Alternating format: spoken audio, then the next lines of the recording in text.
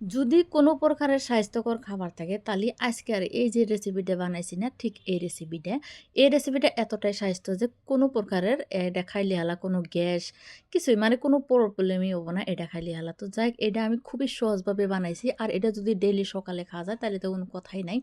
খুবই একটা উপকারী রেসিপি আর এটা খাতেও মোটামুটি মোটামুটি না ভালোই লাগে। কেউ কেউ আছে পছন্দ করে না, কিন্তু এই যে ঠান্ডার সিজনে এই রেসিপিটা যেকোনো মানুষ খাওয়া পারবো আর খুবই সহজভাবে বানানো যায়। তো চলো দেখে নাও কী দিয়ে বানাইছি আমি রেসিপিটা, খুবই সহজ।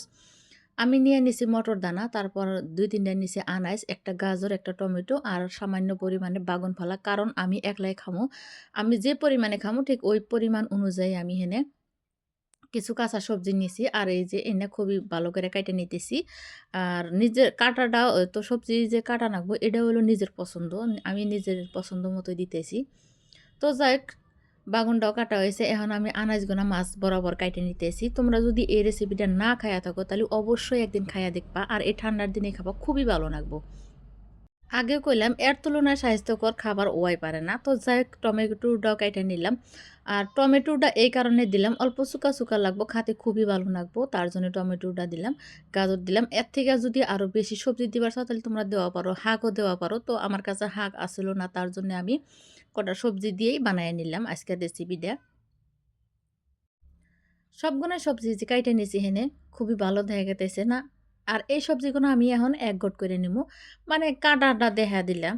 তো যাই হোক, এর থেকেও বেশি সবজি নেওয়া যাব। আমের কাটা হয়ে গেছে গা। সবজিগুলো আমি ভালো করে ধুইয়া পরিষ্কার করে নিয়ে নিমু। আর এখন আমি রান্না করমু।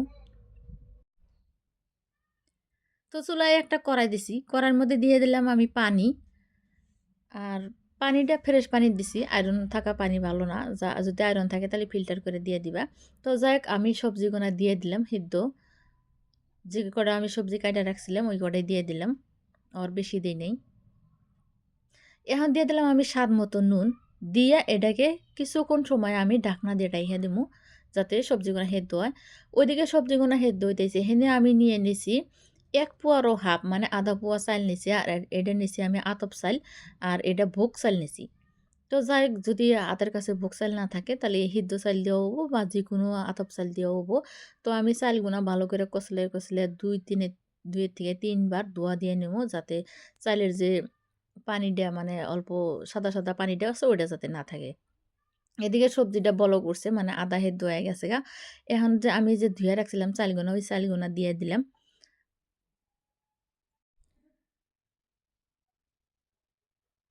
তো চালগুনা দেওয়া হয়েছে। হেনে আমি আর কোনো পানি-টানি ব্যবহার করলাম না। আগে আমি পরিমাণ মতো পানি দিয়ে নিছিলাম।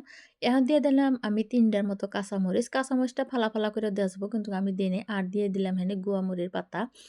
তো এটা অপশনাল। এটা আমার হাতের কাছে আছিল, তার জন্য দিয়ে দিলাম। আবারও ঢাকনা দিয়ে ঢেকে দিলাম। অনেকক্ষণ সময় এটাকে আমি সিদ্ধ করে নিবো। তো যখন নরম হইয়া যাবোগা, তখন এটাকে সম্পূর্ণ ওয়াবিলা ধরা যাব। তো যাই হোক, এটা সম্পূর্ণ হয়ে গেছে গা। চাইল একদম ফাইটা নরম হয়ে গেছে গা। আর এই রেসিপিটার নাম হইল মারি ভাত। কেউ, কেউ কয় সিদ্ধ ভাত। তো যাই হোক, এই রেসিপিটা একদিন খাইয়া দেখবা। রেসিপিটা সহজ হইলেও কিন্তু রেসিপিটা খেতে খুবই দারুণ লাগে। আর এটা খুবই স্বাস্থ্যকর রেসিপি। তো আঠালো, আঠালো যখন আছে এটা হয়ে গেছে গা সম্পূর্ণ। কড়াই ধরে আমি নামায় নিতেছি। হেনে নিয়ে নিছি আমি কলার পাতা। যেহেতু আমি স্বাস্থ্যকর খাবার রান্না করছি, তার জন্য আমি স্বাস্থ্যকর প্লেটের মধ্যে খামু, ওইজন্য কলার পাতা নিছি। যদি কলার পাতা না থাকে তাই অসুবিধা নাই। আর এই যে আমি যখন খানাটা বাড়লাম তখন অল্প বেশি ঠান্ডা হয়ে গেছিল গা। তো যাই হোক, আমি সম্পূর্ণ গুনা বাইরে নিছি। মানে আধা পোয়া চাইলের ভাত আর ৬ সবজি দিয়ে অল্প বেশি হইছে। তো আমার যে পরিমাণ লাগবো ঠিক ওই পরিমাণ অনুযায়ী দেখতে নিয়ে নিছি। তো দেখতেছো হেনে কত সুন্দর দেখা গেতেছে না? এটা খাতে কিন্তু খুবই দারুণ লাগে। কেউ, কেউ আছে জীবনে খাইয়া দেখে নাই। তো অবশ্যই একদিন খাইয়া দেখো। আর তার উপরে সামান্য পরিমাণ সরষের তেল দিয়া কাঁচামরিচ ছিঁড়ে মুখের মধ্যে দিলাম। আমার কাছে খুবই ভালো লাগতেছে। আমি বেশি দিন খাই নাই। ১ থেকে ২ দিন খাইছি। তো আমি খাইতেছি, আমার কাছে ভালোই লাগতেছে। তোমরাও খাইয়া দেখো। তো বন্ধুরা, আমার রেসিপিটা কিরকম লাগছে তোমরা কমেন্ট করে অবশ্যই জানাও। যদি ভিডিওটা ভালো লাগে লাইক, শেয়ার, কমেন্ট করে দিও। তো আজকের মতো বিদায় নিতেছি। আবার আসবো নতুন রেসিপি নিয়ে।